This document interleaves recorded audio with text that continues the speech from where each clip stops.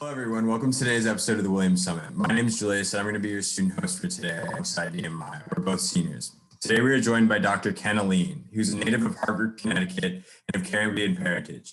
He graduated from Kingswood Oxford School before attending Williams College, where he's a three-sport athlete and carried out his pre-medical studies.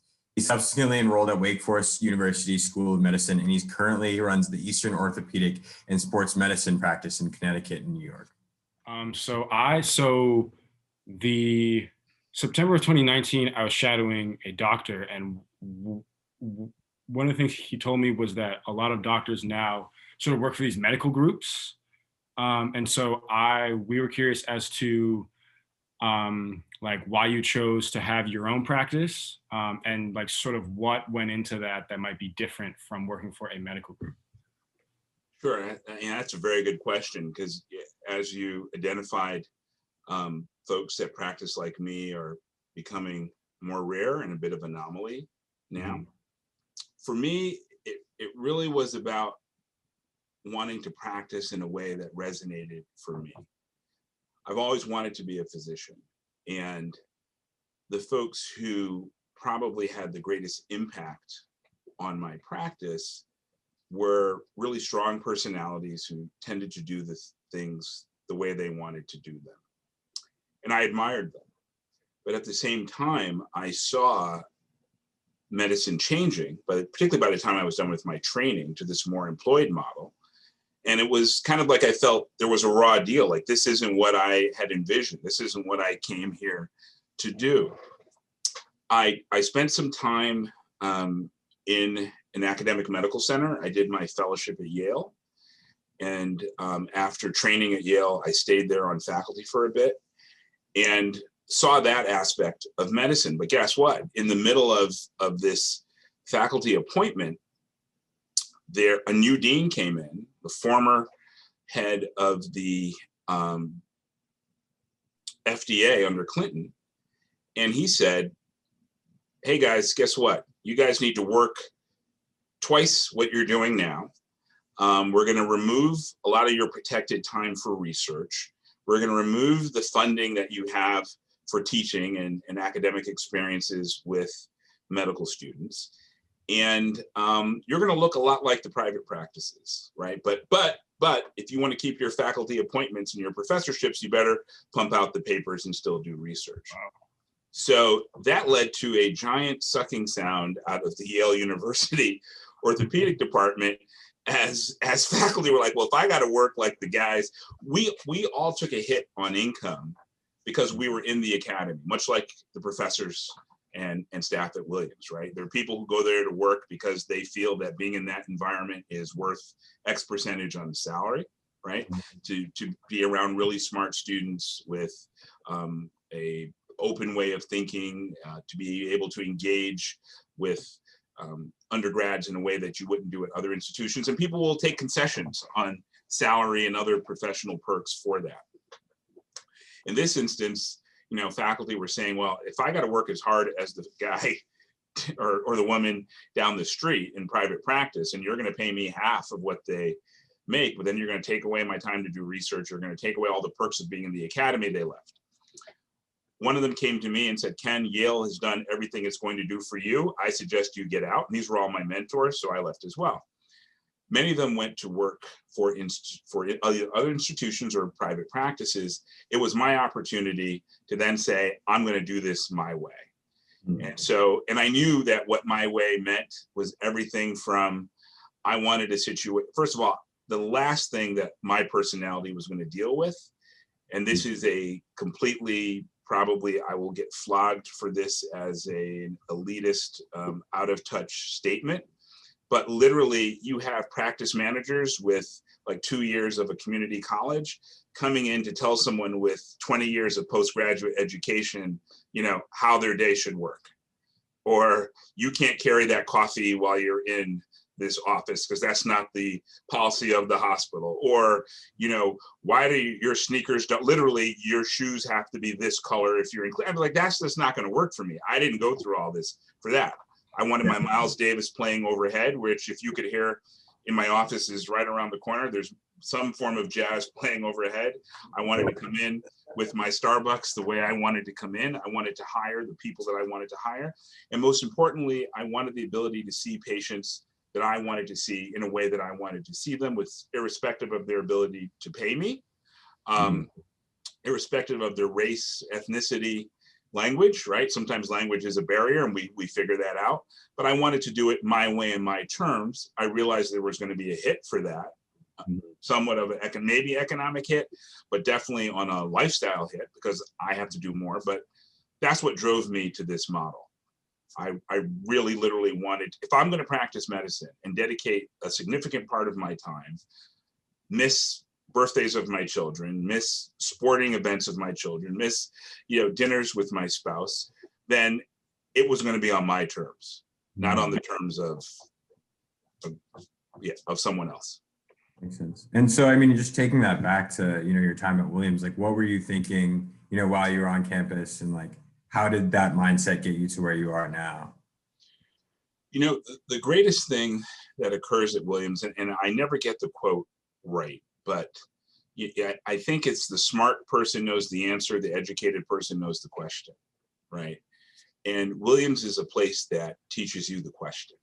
What's the question that you need to ask? And I am often asked to join certain efforts, whether they be philanthropic or business or health, not because I'm the smartest guy, but I think I ask questions, and those questions sometimes lead to answers, or lead to other exploration or investigation that is to the benefit of some entity. So if I could think of the greatest preparation, was the ability to ask the question, because as I was going out into my own practice, I didn't have the answers, but I knew there had to be a question. Like, there's got to be an electronic way to do this.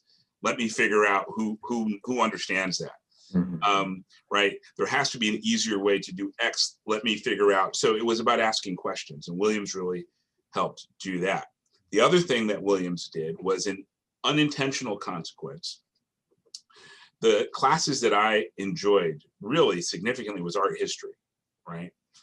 And one of the things that you do as an orthopedic surgeon, which is what I am, is look at images, right? I do that all day. 30, 40, 50 times a day, I'm looking at images. When I was a resident, this was before telehealth, telemedicine, right? This was in the 90s. You couldn't pull up an x-ray. Actually, we had x-rays then. You held them in your hand, right? They weren't on a screen. And so what would happen if an injury occurred at 2:00 in the morning and I'm on call? I'd have to go and look at that x-ray. I would then have to call my attending physician, who likely was asleep, wake them up and explain to them this x-ray, and explain it in a way that they would understand whether there had to be urgency to the case. Many residents could not explain it well. To their detriment, they may explain it incorrectly, such that attending got out of bed at 2:00 or 3:00 or 4:00 in the morning to come to the hospital, to realize they did not need to get out of bed to come to the hospital because it wasn't that bad, right? Not good for one's career as a resident, or conversely, did not describe it in a way accurate such that the attending said, okay, this is fine, only to find out this is something that should have been addressed 10 hours earlier, right? Art history really helped me with that, because what did we do? We sat in a dark room, looked at images, and figured out how to interpret them in a way that our faculty understood that we were looking at the image and understood the images. So the attendings would often ask, like a chief resident 4 years ahead of me would call, and they'd say, well, is Alleyne there? Put him on, I'm an intern. Put him on the phone, have him describe the x-ray to me. He has the art history background. Right. So that was the Williams preparation, how to ask the question and art history. It's always so interesting to hear how going to a liberal arts school can like sometimes really, really separate you from people who have otherwise specialized. Absolutely. In fact, I'm hoping to do a winter study course next January on the art of medicine, where we're going to talk about kind of looking at traditional painting and then looking at images from healthcare and how we describe those and how you describe painting. And I have a couple faculty who are interested, and I actually got to get on it because I think it's due soon. Wow. That's awesome. Well, if you ever need to plug it through here, it's a perfect place. We can't take it, but hopefully somebody watching can.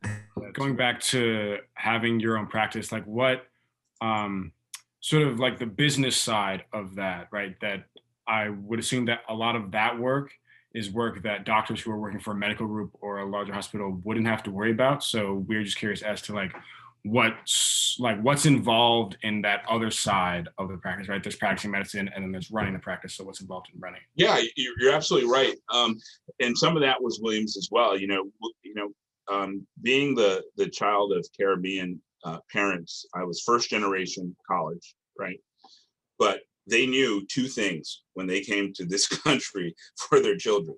One was to be a doctor and the other was to be a lawyer, right? Because those were transactions that could happen in the economy that guaranteed a certain level of quote unquote prestige, right? And so when you're when you're an immigrant, that's something that's important. And also the ability to support yourself and those that you may care about. And so my brother is an attorney. He's a general counsel for a large company. But the early time at Williams was interesting in that my entire life, as long as I could recall, my parents had me in the summer science geekatoriums, and then I would usually get to do a 2-week football camp or something. And when I got to Williams, I'm sorry? Which one did you like more? Oh, the football camp for sure. Yeah. but Just check. When I got to Williams, that continued, right? So every summer I was in what was then the Bronfman Science Center doing research. One summer I was getting ready for my research, and one of my friends says, he's talking about, hey, I'm going to do this iBanking this summer. And so I waited till everyone had left and said, what exactly is iBanking? And he explained to me what it was. And he said, Ken, there are these internships. And he told me he was going to get paid a week, which was more than I was going to make all summer in Williamstown. And I was like, whoa, time out. So how does this work?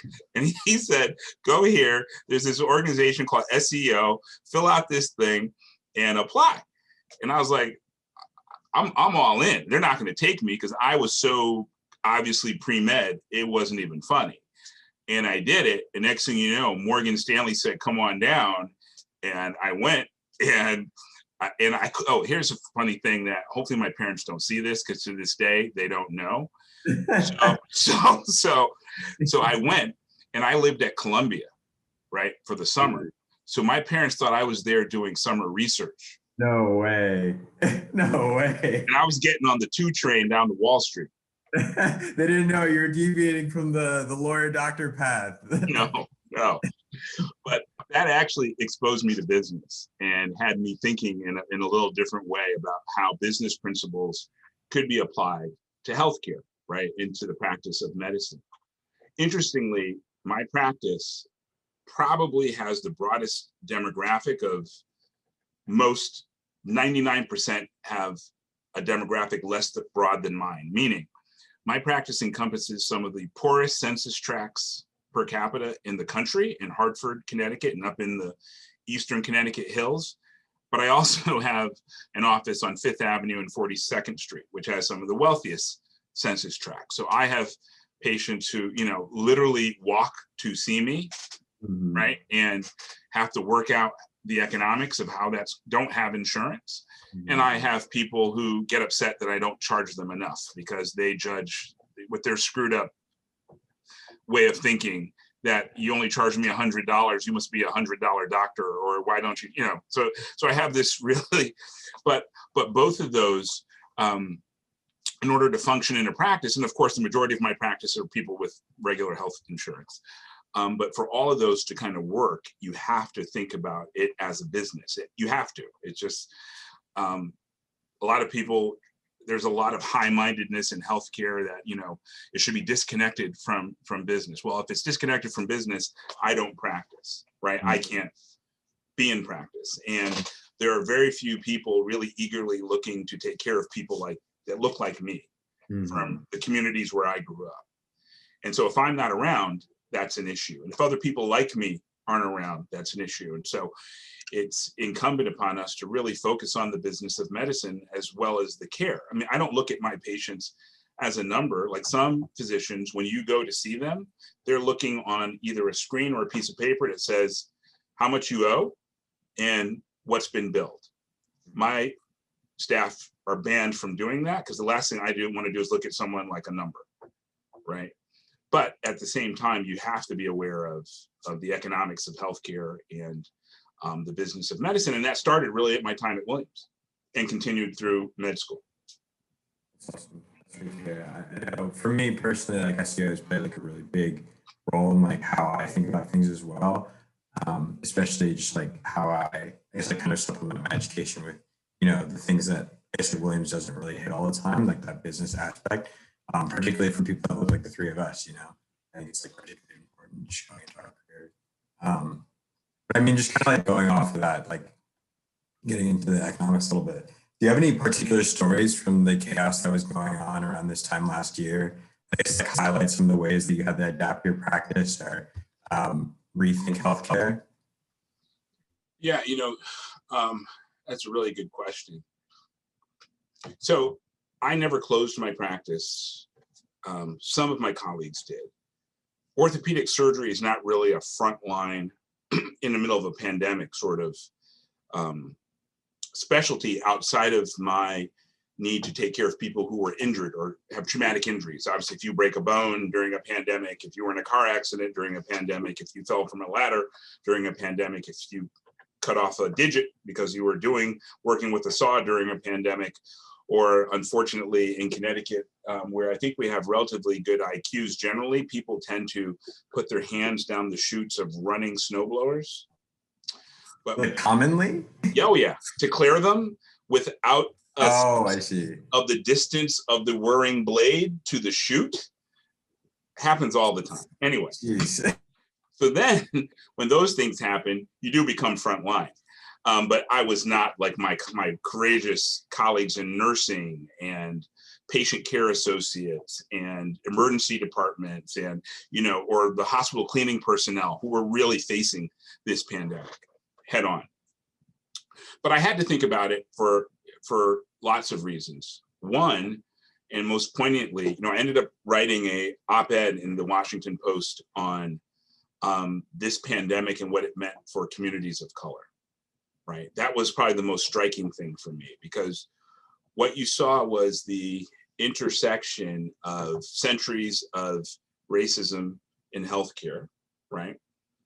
A United States with a challenged overall system of healthcare, endemic comorbidities, particularly in people of color, hypertension, diabetes, right? And then layer on top of that a global pandemic.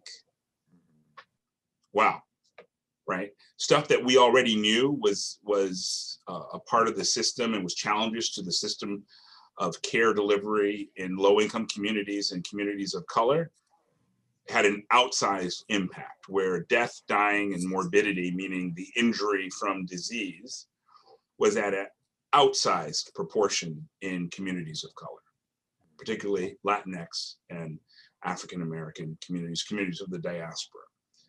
So that struck me. I chair the board of the largest foundation for healthcare in the state. It's a $150 million organization that's focused on the care and access, health equity, health access, and health care for communities of color. And we had to sound the alarm and kind of pivot from what we generally do, which is to provide grants to organizations kind of involved in systems change, improving access, improving care, to addressing the needs of communities that were being devastated, right? Communities where folks were afraid to come to the emergency department because there's this evil disease. Communities where there was no testing, walk-up testing for blocks, right? Because everyone could pull up in your SUV and get a test, but there was no place to walk up and get a test. And if you're in a community where you don't have a car, they did not allow you to walk up to drive up testing, right? To communities where access to the internet did not occur, right? So we had to figure out how to get these folks online so some version of telehealth could occur. So kind of the craziness for me was observing this and then wanting to be involved, desperately wanting to be involved in how we could address the needs of the communities who were suffering the most, which were communities that looked like me.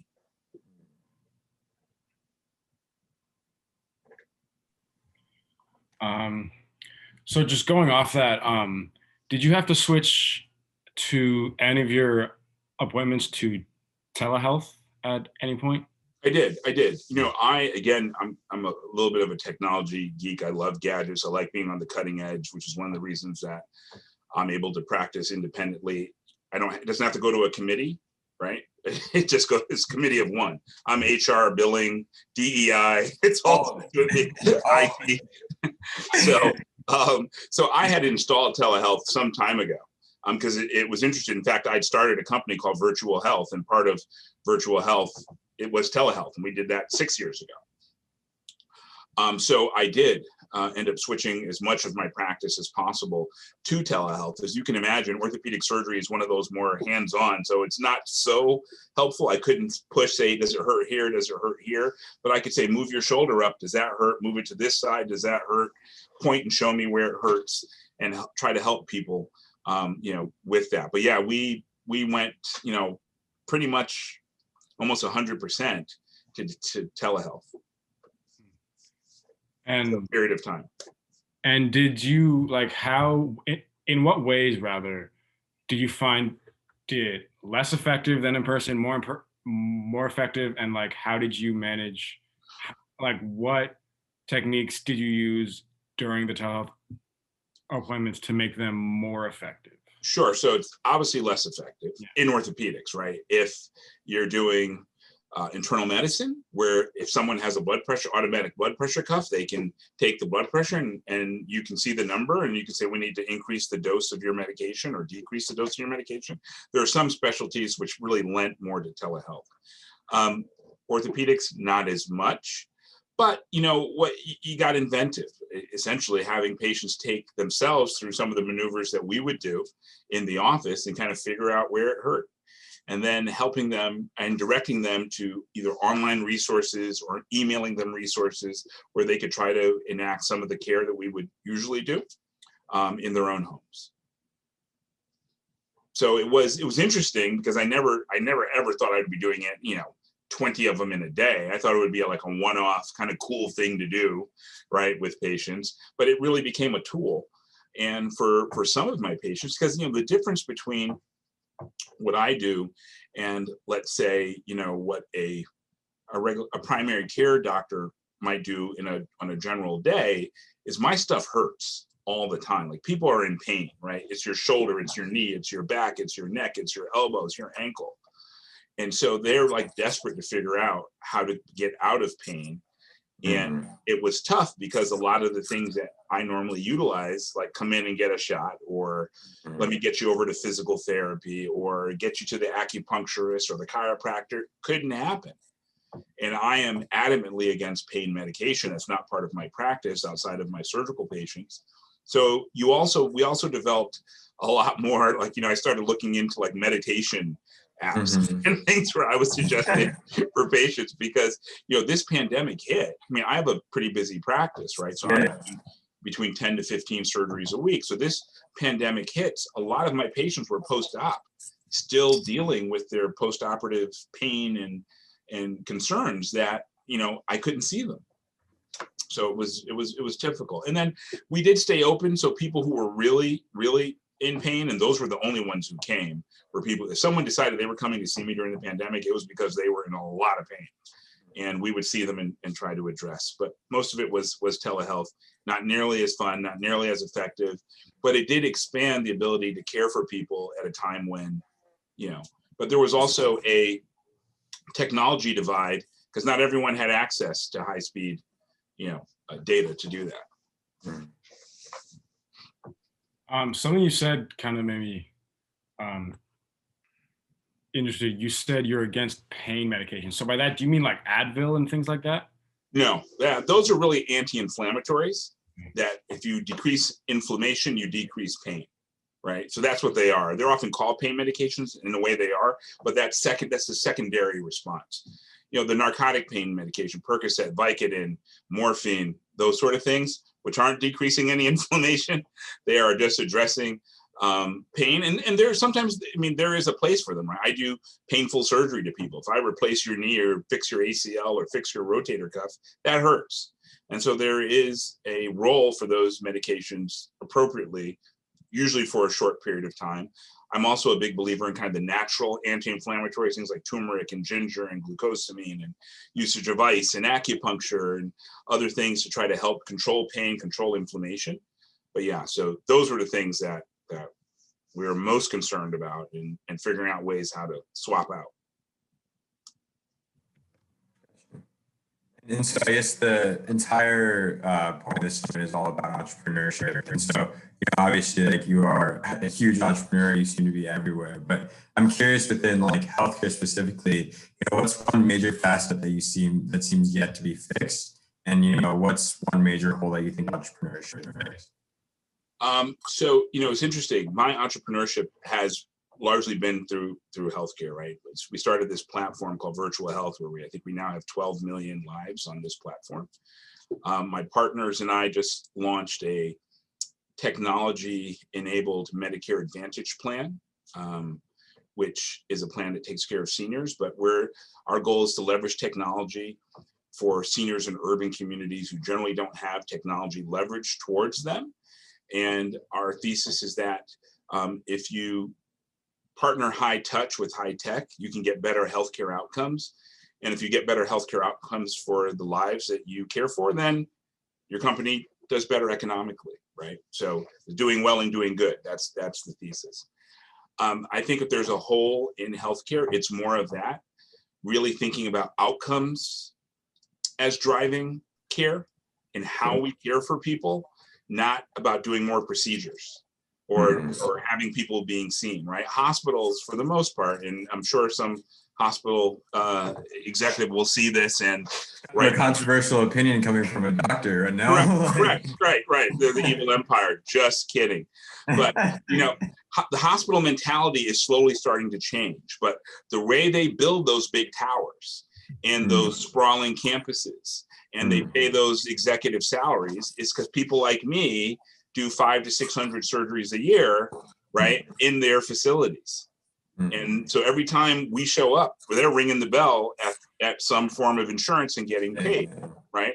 So where healthcare is trying to go, and they are a little more slow to change just because they built infrastructure based on one model, and they need to right size that infrastructure based on the new model and the roles of technology, right? But where it's going is saying, okay, Julius, you've got 10 people that you need to care for.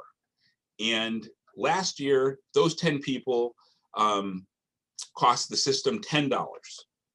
So what we're going to do is we're going to give you $10. And guess what? If you can care for them well for $8.50, then that $1.50 is yours, right? And that's only going to occur if you care for them well. So now what are you going to say? You're going to say, I'm incentivized to keep them out of the operating room. I'm incentivized to keep them out of the emergency room. I'm incentivized to make sure their diabetes is well controlled, because if it goes out of control, then they're going to need high price medication.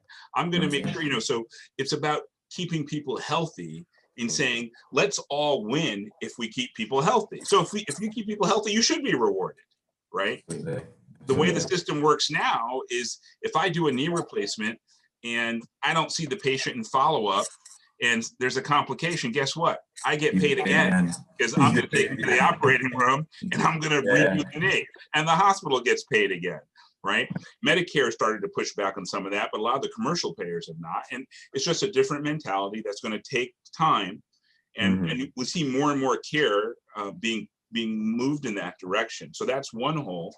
The other thing I think is going to be leveraging technology. I think you're going to see more wearables and apps and home-based care, being part of the care continuum. One of the things we do with this virtual health thing we started is that we put in certain homes a bunch of devices. So when you get up in the morning, you step on the scale, you take your blood pressure, you take your heart rate, you take your pulse rate.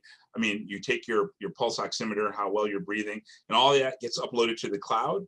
So before you leave the house in the morning, your primary care physician or your primary care provider or the nurse practitioner already has a sense of how you're doing. And what does that allow? That allows us to look at trends. And if we look at trends and the trends are going negative, we can then impact in kind of a predictive analytical way before you end up in the emergency room. So I think we're going to see more of that going forward. That's amazing. That's amazing. Well, thank you so much. We usually ask one question at the end. Nehemiah's going to ask it, but.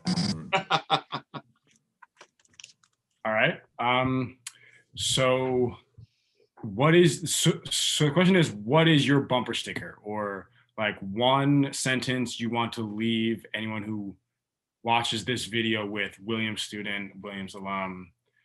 It can really be anything. It could be, truly anything. Wow, my kids would say there'd be 20 of them because I give them something every day. Dad, not that many. One of the things that I probably say the most to my children is read your way out of your deficiencies, which was my greatest mentor, Dr. Richard Grant, always used to say that to me. Young doctor, read your way out of your deficiencies, right? We all have deficiencies in our database, right? But once you can appreciate them, the best way to overcome them is to start reading. Engage in where you're weak, whatever that might be, right? That might be in some aspect of politics, right? A lot of people like to debate politics, but are really deficient and have no real knowledge of what they're talking about, right? And I raise my hand that there's not at Williams College. That doesn't happen here ever. In our pre-interview, we talked about a lot of things that have changed at Williams. That one probably has not. But read your way out of your deficiencies. Like, think about, and another thing that I always say is that you can't think about what you don't know, right? And in healthcare, why is that important? If you come to me, if I haven't read and don't have a knowledge base, I can't leverage that to your benefit. So if I don't know all the reasons why you could have right lower quadrant pain, if I only know one and there's 10, then I can't help you. So you can't deliver what you don't know, and read your way out of your deficiencies. That's great. Well, thank you so much again. I really appreciate it. Yeah, thank you so much for speaking with us. It's been a wonderful and very helpful conversation. Hey. Okay, always. That's the other reason I work for myself. I sometimes come in the office like this. Julius, hold on. Can you see it? Hey. Perfect. That's perfect.